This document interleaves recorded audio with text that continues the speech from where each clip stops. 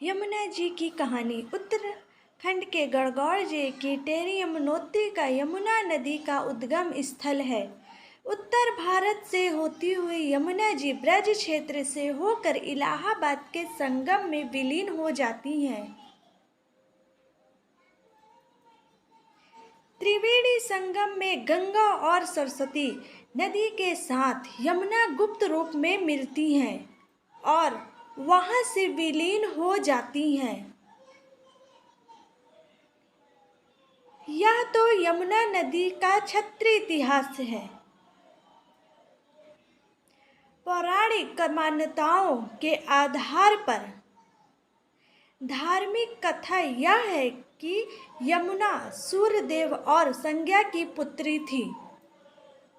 सूर्यदेव के दो संतानें हुई, यमराज और यमुना।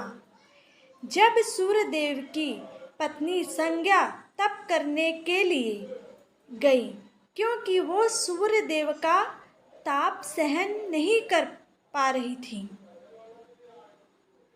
तो अपनी छाया को सूर्यलोक में छोड़कर गई थी। ये बात किसी को ज्ञात नहीं थी, लेकिन जब छाया के शनि और ताप्ती संतानें हुई तो यम और यमुना से उनका व्यवहार बदल गया।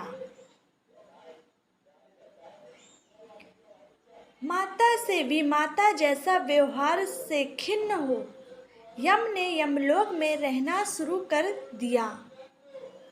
तब यमुना गौलोक चली गई और वहां से धरती पर आ गई। धरती पर यमुना कृष्ण की चौथी पटरानी भी हुई। कृष्ण ने बालपन की ज्यादातर लीलाएं यमुना नदी के तट पर ही की हैं। कृष्ण यमुना को कालिंदी नाम से पुकारते थे। जब कृष्ण जन्म के बाद वासुदेव जी कृष्ण को गोकुल ले जाने लगे, तब यमुना में उफान आ गया और जल स्तर बढ़ने लगा। ये देखकर कृष्ण ने अपना पांव नीचे किया। तब श्री कृष्ण के चरण छू नदी का जल शांत हो गया। एक बार जब यमुना जी से मिलने भाई यमराज आए तो बहन ने उनको तिलक किया और भाई ने वरदान मांगने को कहा। तब यमुना जी ने ये वरदान लिया कि जो भाई बहन आज के दिन मुझ में स्नान करे वो यमलोक को ना जाए।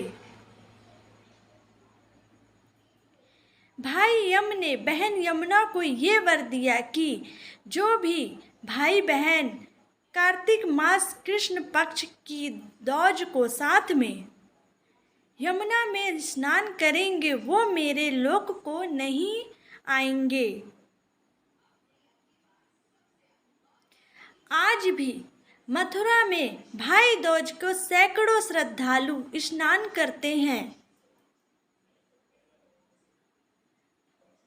तो यहाँ थी यमुना की कहानी। माँ यमुना जी और कृष्ण को कार्तिक मास बहुत प्रिय है, इसलिए कार्तिक मास में यमुना स्नान करने की प्रथा है। ऐसे कथा सुनने के लिए मेरे चैनल को सब्सक्राइब करिए।